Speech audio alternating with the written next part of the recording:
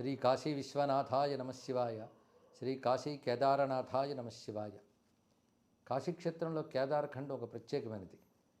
దాని వైశిష్ట్యం కాశీఖండంలోనూ ఇతర పురాణాలు కూడా చెప్పబడుతున్నది. అలాంటి కేదారఖండంలో సోనార్పుర ప్రాంతంలో బ్రహ్మస్వ భవనం అనే దాన్ని ఏర్పాటు చేశారు.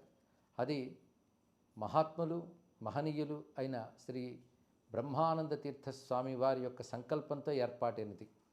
వారి పూర్వాశ్రమంలో వేద విద్యానిధి జ్యోతిరాప్తోర్యామియాజీ అటువంటి మహనీయుల యొక్క సంకల్పంతో అనేక మంది నైష్ఠికులు వారిపై భక్తితో సనాతన ధర్మంపై అనురక్తితో ఏర్పాటు చేస్తున్నటువంటి భవనం అది. ఇప్పటికి నిర్మాణమే జరుగుతున్నది, కానీ దాన్ని విస్తృతపరుస్తూ 5 అంతస్తుల భవనంగా ఏర్పాటు చేస్తున్నారు. ముఖ్యంగా కాశీలో సదాచారంతో అక్కడ ఉంటూ మడితో భోజనం చేసే సంకల్పం ఎవరికుందో వారికి ఆ సదాచారానికి లోటు లేకుండా మడి మొదలైన శుచి శుభ్రత మొదలైన వాటికి ఎటువంటి అవాంతరము రాకుండా సాధనకు అనుకూలంగా ఉండేటట్లుగా అటువంటి వారి కోసం ఏర్పాటు చేసిన భవనం ఈ బ్రహ్మస్వ భవనం. అంతేకాదు ఇక్కడ సత్సంగాలు అనేక రకాలైనటువంటి ప్రవచన కార్యక్రమాలు జరపడానికి కూడా మంచి మండప నిర్మాణం కూడా చేశారు.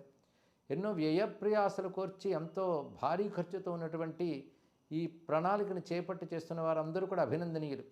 అయితే సదాచారంపై గౌరవం, కాశీక్షేత్రంపై విశ్వాసం, శ్రద్ధ ఉన్నటువంటి వారు, సనాతన ధర్మంపై అనురక్తి ఉన్నవారు కూడా ఈ నిర్మాణంలో వారి వంతు సహకారం అందించాలని ఆ నిర్మాణం చేస్తున్నటువంటి ట్రస్ట్ వారు కోరుకుంటున్నారు. బ్రహ్మస్వభవనం ట్రస్ట్ వారు నిరపేక్షంగా నిస్వార్థంగా కేవలం భక్తితో గురువాజ్ఞతో చేస్తున్న ఈ కార్యక్రమంలో ఎవరి వంతుగా వారు చేయగలిగింది వారు చేసి ఈ భవన నిర్మాణానికి దోహదపడితే వారు ధన్యులవుతారు. ఎందుకంటే కాశీలో ఒక వాసం ఏర్పాటు చేయడం అన్నా, కాశీలో అన్నదాన సదుపాయం ఏర్పాటు చేయడం అన్నా అది ఎన్నో యజ్ఞములతో సమానం.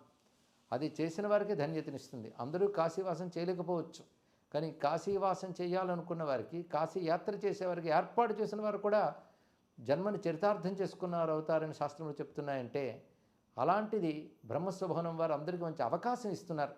ఈ అవకాశాన్ని అందిపుచ్చుకొని సనాతన ధర్మ అనుయాయులు వీలైనంతగా దీన్ని సహకరించి ఈ భవ్యమైన భవనాన్ని అతి త్వరలో మనం సాక్షాత్కరింపజేసుకున్నట్లుగా చేయాలి. దీని ద్వారా జరగబోయే సత్కార్యములన్నీ నిరాటంకంగా విశ్వనాథుడి దయ వల్ల, అన్నపూర్ణమ కటాక్షం వల్ల నిర్వహింపబడాలని కోరుకుంటూ, నిర్వహిస్తున్న వాళ్ళకి, నిర్మాణం చేస్తున్న వాళ్ళకి అభినందనలు అందిస్తూ స్వస్తి. శ్రీ విశ్వనాథాయ నమః శివాయ.